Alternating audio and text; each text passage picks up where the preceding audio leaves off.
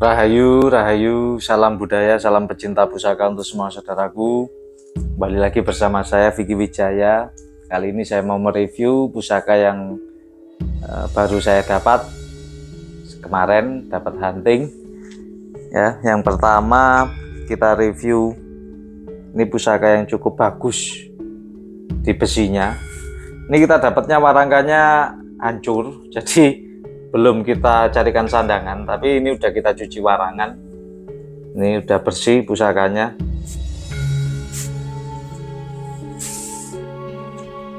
Ini pusakanya saudaraku. Ini kualitas besinya istimewa saudaraku. Foto-foto dekat, tampilan dekat saya tampilkan di belakang. Ini sudah kena minyak ya. Ada foto video yang belum diminyak, kita tampilkan di belakang. Mungkin bisa difokuskan ya, ini kameranya ya. Nah, ini agak sudah terlihat ya, pamor di sor-soran ini ya.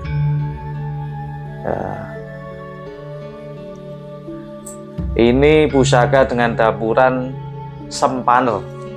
Sudah pernah saya bahas di YouTube saya sebelumnya saudaraku.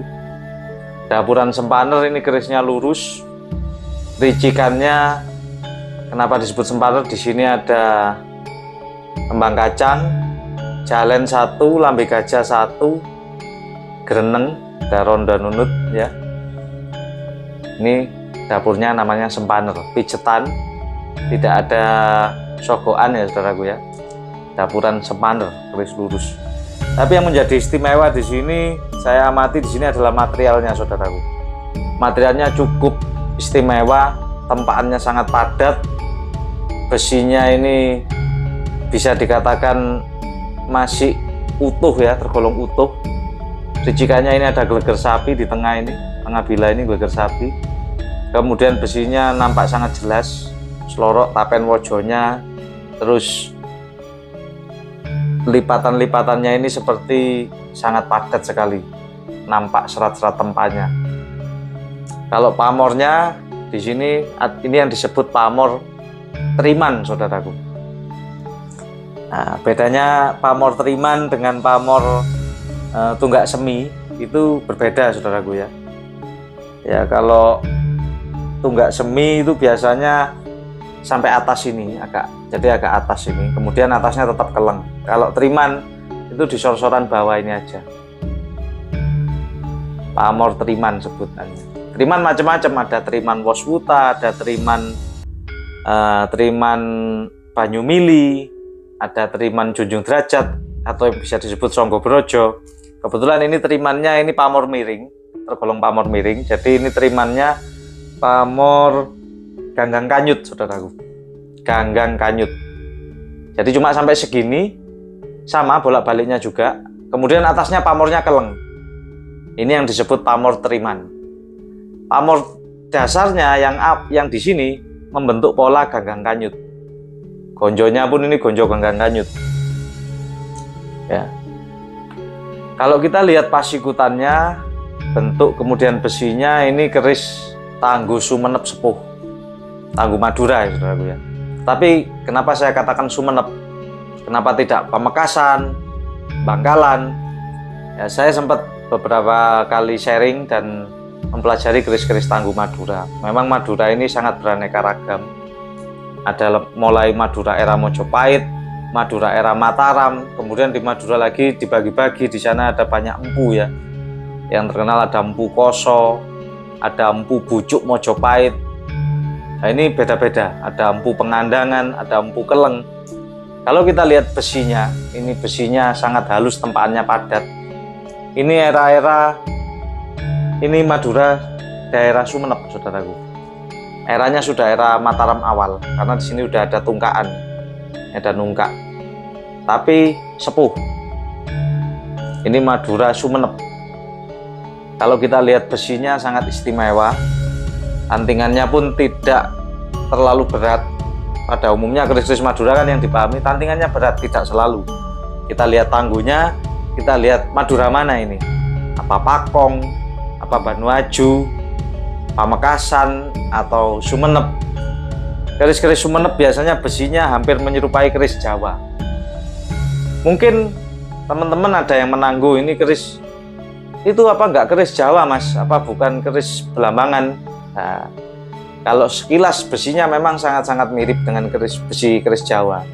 Tetapi setelah kita pelajari lebih lanjut pasiputannya ini gagah ya. Kalau orang Madura mungkin nyebutnya ini dapur Trisnogati ya. Kalau Yudogati tidak ada kembang kacang. Yudogati adalah lambang keperkasaan, lambang kewibawaan dan kejantanan putra-putra dari Madura. Sedangkan pusaka dapur ini sebutan ya, kalau di Madura disebut dapur Trisnogati itu ini adalah lambang keindahan, lambang femininitas. Jadi lambang karismatik yang ditonjolkan bukan sifat gagahnya, sifat beraninya, tetapi sifat keindahannya, sifat mahabbanya, pengasihannya, seperti itu. Jadi memang biasanya pusaka Trisnogati ini gandengannya pusaka Yudogati. Kalau Yudogati ricikannya tidak ada kembang kacang, sama dapur lurus, kemudian geleger sapi, tapi seperti jalak. Kalau di dapur keris Jawa, di pakem keris Jawa biasanya dapur jalak. Jadi tergantung pemahaman kita mau memakai pemahaman yang mana. Kalau secara umum ini dapurannya namanya sempaner. Secara pakem di Serat Centini, kembang kacang, lambe gajah 1, jalen 1, gereneng, lurus, ini dapurannya sempaner. Kalau di orang-orang Pulau Madura nyebutnya biasanya Trisnogati dalem. Loh, kenapa kok dalem Mas? Garapnya Anda lihat, di sini ada geleger sapi. Jarang pusaka yang geleger sapi meskipun dapur sempaner ya. Meskipun di Jawa, keris Jawa sendiri kadang disebut garap keraton. Ini yang membedakan garap dan kualitas besinya, saudaraku. Jadi bentuknya, enaknya dipandang, keluasannya, kemudian karakter besinya. Ini besinya istimewa, sangat istimewa, tempatnya sangat padat.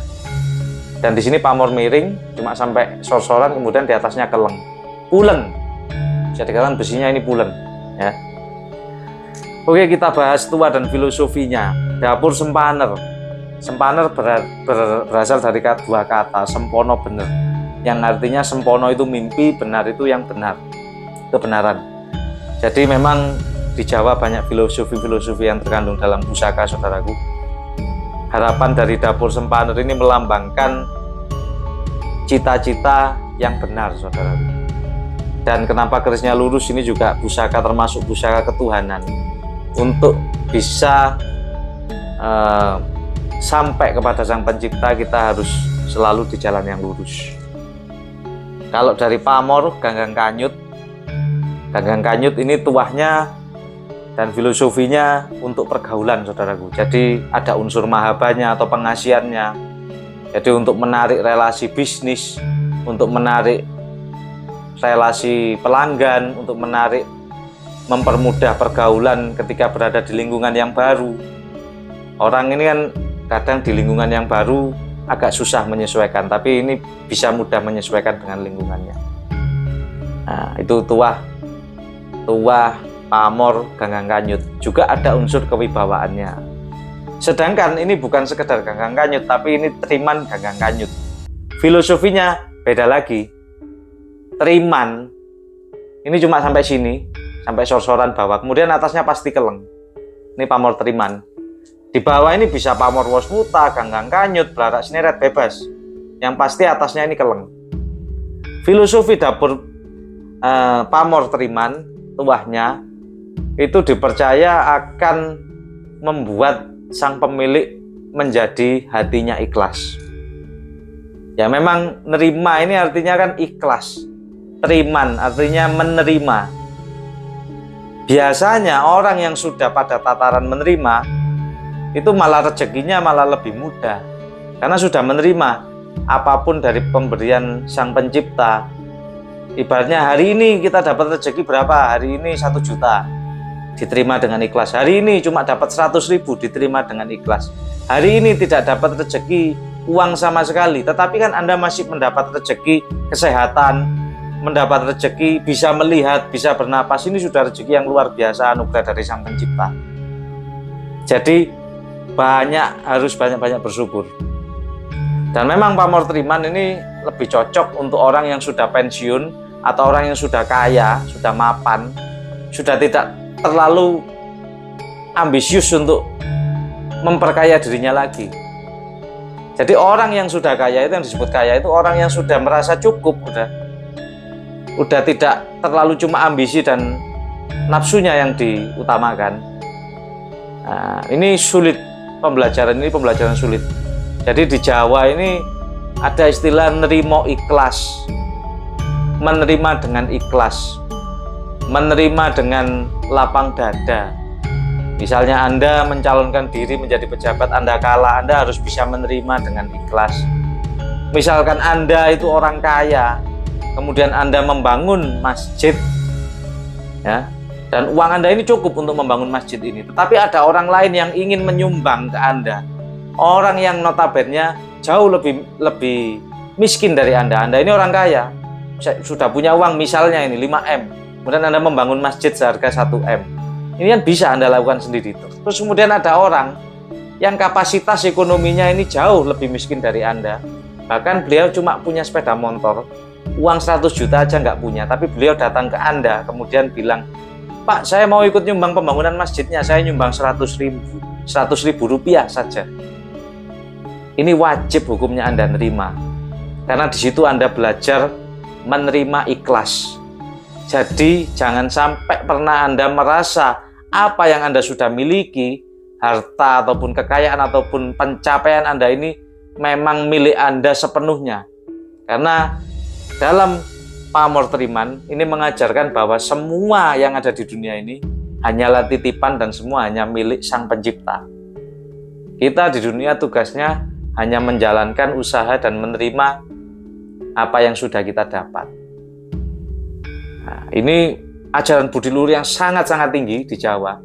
Jadi nerimo, ikhlas, menerima dalam keadaan kondisi apapun. Sekarang Anda musim panas, udah kadang-kadang orang namanya manusia ini, waduh kok panas toh, nggak ada hujan. Ketika musim hujan, waduh kok hujan saja nggak ada panas. Intinya mengeluh, itu rasa syukurnya masih kurang jauh. Jadi ketika memang orang yang sudah pensiun ataupun orang yang sudah memang kaya, sudah mapan ya, udah duduk tenang, ini sangat cocok pegang pamor ini, pamor teriman. Ini layak koleksi, kondisi pusakanya ini cukup utuh, terawat, besinya juga bagus. Ya lumayan langka pamor seperti ini yang sepuh. Secara Jawa ini dapur Sempaner, secara Madura ini dapur Trisnogati. Oke, kemudian yang kedua kita juga dapat pusaka yang ini belum kita cuci ya saudaraku ya, tapi sudah termahal duluan karena saya pakai status, kemudian di WA saya pakai status, kemudian saya post di TikTok ya, biasa seperti itu. Ini sudah termahal, palangkannya palangkannya Ladrang Solo ini.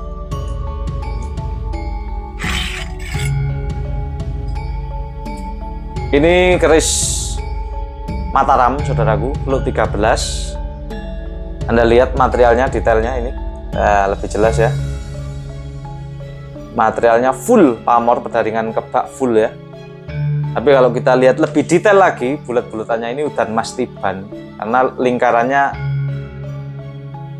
agak lingkaran-lingkaran ya, full kebak. Kita lihat ini lot 13 ya. Kita bahas secara dapurnya dulu. Yang pertama ini dapur Parung Sari, lot 13. Kok bukan sengkelat mas? Nah, sudah sering saya bahas bedanya sengkelat dengan Parung Sari. Parung Sari itu lambe gajahnya ini ada dua, saudaraku. Ini 1, 2, Anda amati. Ini lambe gajah, ini ada 2. Rijikannya sama persis dengan sengkelat, cuma perbedaannya di lambe gajah. Jadi sogokan rangkap 2, kemudian pijetan, kembang kacang, jalen, gereneng.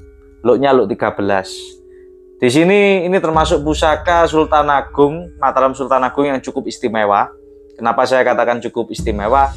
Karena dari pamornya, Anda kalau nampak, di sini coba tolong fokuskan. Nah, ini udah nampak lebih fokus. Ini materialnya ada yang seperti keperakan, saudaraku. Keperakan, mengkilap. Ini bukan pamor knalpot ya, saudaraku ya. Jadi beda, pamor knalpot dengan pamor meteor ini beda. Nah, jadi ini yang disebut pamor ayodiat. Kalau orang Jawa Timur biasanya nyebutnya ndeling, mengkilap. Pamor yang ada banyak ayodiatnya seperti ini dipercaya tuahnya sangat bagus. untuk pemilik bisa mencapai apa yang diinginkan. Jadi ada harapan-harapan yang mencapai untuk sang pemilik ini menginginkan harapannya ini lebih mudah tercapai. Seperti itu. Kalau kita lihat ini Mataram Sultan Agung bukan sekedar Mataram Sultan Agung biasa, tapi ini hiasannya Empu Dalem Keraton. Kok bisa Empu Dalem? Kita lihat garapnya, geleger sapinya, pusakanya, pasikutannya gagah, condong lelenya Surya, jadi agak tegak lurus ini. Di luk atas ini tidak terlalu ujung, luk paling ujung ini tidak terlalu bengkok, tetapi agak tegak lurus. Condong lele Surya itu memang pusaka untuk para pemimpin atau untuk golongan bangsawan yang tuahnya ini karismatik dan mengayomi. Tuah karismatik ya. Kemudian dapur Parung Sari, filosofinya parung itu adalah lembah, sedangkan sari itu berarti bunga. Jadi lembah yang penuh dengan bunga. Ini simbol keindahan. Sama juga tadi Yudogati dengan Tresnogati. Parung Sari ini adalah simbol keindahan. Kalau Sengkelat itu simbol kejantanan. Sama-sama luk 13, bedanya cuma di lambe gajah. Bahannya berpasang-pasangan. Dapur Parung Sari sendiri itu juga memang lebih cocok untuk orang yang sudah pensiun, orang yang sudah selesai urusan duniawi. Karena ini tuah utamanya memang ketentraman rumah tangga, ketentraman batin, dan bisa menghibur sang pemiliknya agar menyenangkan hati sang pemiliknya, menghibur. Itu tuahnya seperti itu. Kalau kita lihat pamornya Pedaringan Kebak full, ini tuah kerjekian. Tuah kerjekian. Banyak ayodiatnya, pusakanya istimewa. Foto videonya ada di belakang video ya, biar lebih detail ya untuk memahami. Dan ini juga pamornya di sogokannya Anda lihat full. Di sogokannya ini biasanya sogokannya hitam. Ini pamornya sampai sogokan rangkapnya ini tetap full. Ya. Ini juga salah satu tanda pusaka garap dalem. Garapnya luar biasa indah, materialnya juga pilihan besinya. Kita rangkum dari tuahnya, ini tuah kewibawaan kasepuan. Jadi memang karismatik, orang yang sudah selesai urusan duniawi, sudah pensiun, sudah mapan, memang sangat cocok untuk menikmati dan memiliki pusaka Dapur Parung Sari. Jadi tidak lagi mengutamakan amaranya. Kalau Sengkelat kan memang itu tuah dasar dapur Sengkelat adalah untuk kewibawaan dan penunjang karir. Sedangkan Dapur Parung Sari ini karir sudah selesai. Ini karismatik kasepuan. Seperti itu saudaraku. Gonjonya pun gonjo wulung. Kenapa kok gonjo wulung? Ada beberapa pendapat ketika eranya Mataram Sultan Agung untuk menyembunyikan jati dirinya. Kalau orang dulu lihat bahwa gonjonya ini udah tahu kualitas pusakanya. Jadi memang para bangsawan dulu mengganti gonjonya ini menjadi gonjo wulung. Itu pendapat yang pertama. Pendapat yang kedua berarti keris ini sudah diputrani. Gonjo yang asli diambil, dilebur, membuat putrannya pusaka ini. Ini pusaka yang pertama, karena pusaka ini sudah pernah berjasa di pemiliknya pada era Mataram. Kemudian gonjonya diambil, dilebur untuk membuat putrannya, dibuat campuran. Karena pusakanya ini sudah pernah berjasa atau sudah dites, sudah pernah terbukti ampuh, akhirnya diputrani, membuatkan anaknya di era itu. Itu dari Gonjo Wulung. Tapi kalau kita lihat yang lebih jauh lagi, Singosari, itu pendapatnya beda lagi. Di era Singosari sudah ada Gonjo Wulung.